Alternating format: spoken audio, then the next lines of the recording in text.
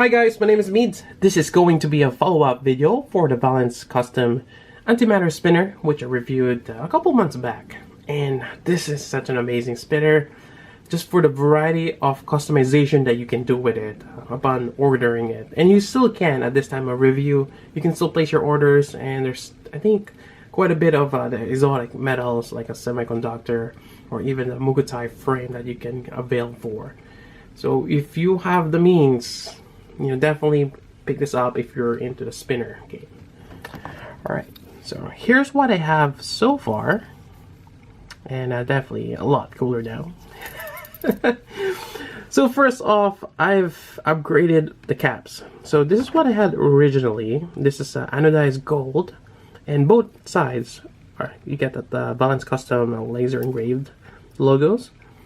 So I had this initially, which matches well with the frame. So the frame is anodized blue with some raised parts here, like highlights gold, and that is amazing. So now I just have the large TI caps, titanium caps here, quite great. And this one is not anodized, and I think it works well since the next part here, the tungsten weights, I think it matches well for that color. So I like that. Now for the tungsten weights, they're quite hefty, and for those familiar with tungsten, it brings the spinner game up to a whole new level because it gives it quite a bit of heft. Now this is like around 126, I believe, so it's quite a bit. And considering that all these parts inside and the caps are titanium, which are normally lightweight, 126, that's a lot. So I think in comparison, like for the copper weights here, I think the tungsten here, it's almost double the weight, or a little bit, not quite double, probably like times 1.8 instead of times 2 of copper. So along that weight, if it's stainless steel, it's probably double the weight, since copper is a little heavier than stainless steel. So here we go, and I opted for thread slots, and that's another amazing thing because this is tungsten. Adding those thread slots, yeah, it requires quite a bit more, machining, and definitely cutting or machining tungsten use up a lot of, drill bits. It's a very dense, and just very dense metal. So I'm quite happy how it turned out, and I can put 6 in here. Very nice. Next up is the Mokuti inserts. So before I didn't have any inserts, and I think it works either way if you opt up with one or without. So this is the Mokuti inserts. I believe that's layered titanium, and it's also flamed. You get the purple and blue swirls, even white ones, as you can see here.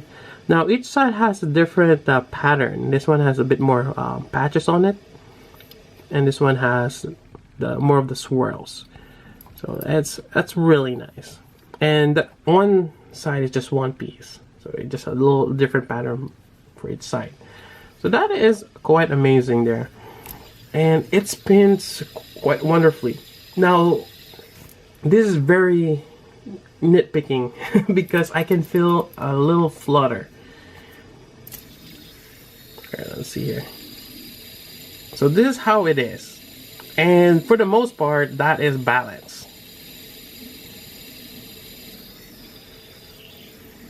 Let's do it on this side here.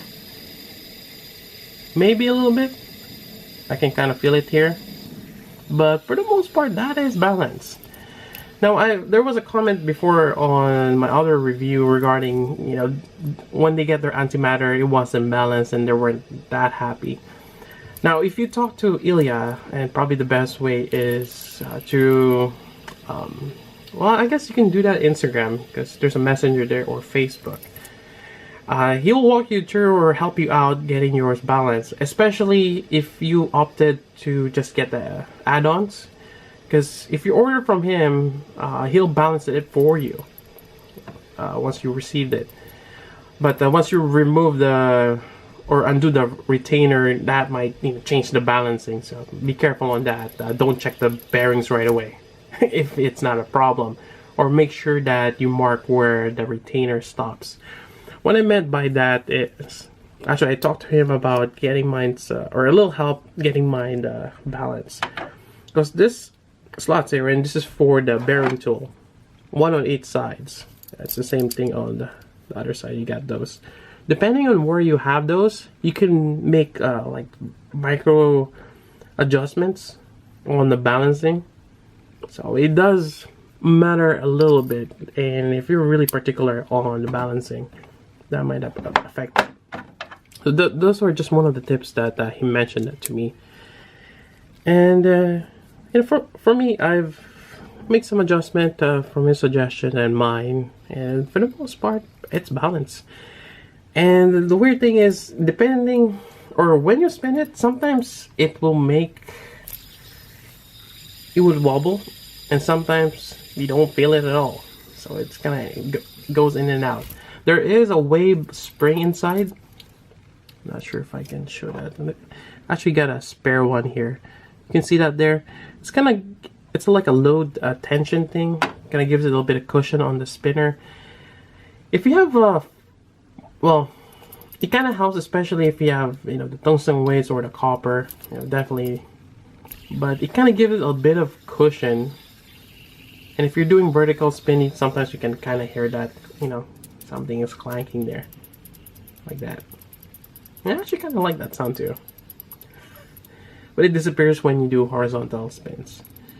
So yeah, it's a really nice spinner. I consider this probably one of my prized spinner in my collection. Definitely put a lot of money making this happen. Just considering those tungsten weights, the Mokuti, then the initial cost of the spinner, which is I think around 180 just for the basic frame.